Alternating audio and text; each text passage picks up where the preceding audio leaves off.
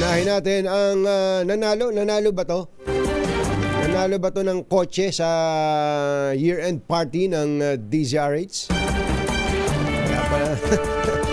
RH29 na Boy Gonzales, nasasaan ka ba ngayon? Kumusta na ang traffic dyan sa Maynila? Go, go, go!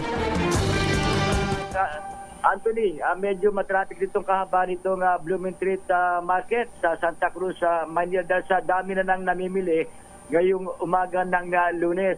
Ayon kay Police Major Jake Arcilla, ang hepe ng Blooming Street PCP na Santa Cruz Police Station, inaasahan na nilang dadagsa ng namimili dahil sa dito karamihan namamalengke yung mga may karenderya maging taga Quezon City.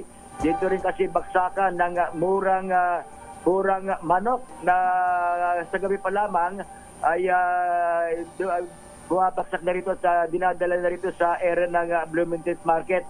Kapiraso lang Police Major Jake Arcilla. Paano nyo na-maintain po yung kahabaan kasi yung ibang mga bendo medyo gumigit na sa kalsada? Ay gaya na lagi po natin ginagawa, Kuya Boy, ay mini-maintain natin yung daloy ng traffic dito sa Blooming Street para naman malayang makamamili yung mga mamimili natin.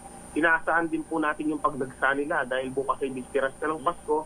But then again, we will make certain na makakagaan po at makakapamili po yung ating mga kababayan dito sa Blooming Street po. Yeah, salamat po. Yan si Police Major Jake Arcilla, Anthony. At napansin ko lang, Anthony, napunta ako ng PCP nila. Ang laki na ng pinagbago ng Malinis Ganda. Oo, parang condominium. Parang opisina ng Chief PNP Oo.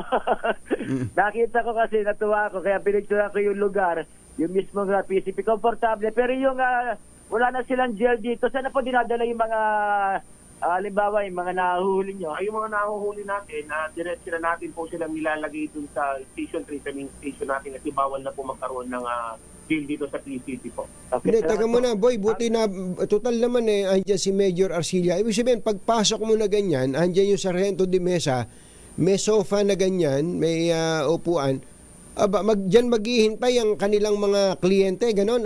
Aircon ba yan?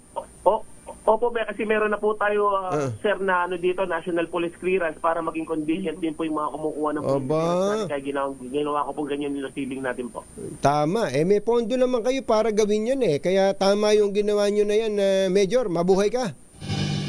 Sana maging Chief PNP ka pagdating ng araw. Thank you po.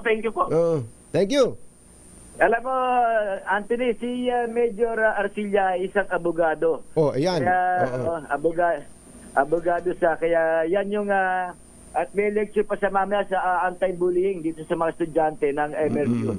Yan pa rin ang sitwasyon dito sa Blooming Street Market. Ito si Boy Gonzales para sa DZRH. Una sa Pilipinas, una sa Pilipino. Metro Manila.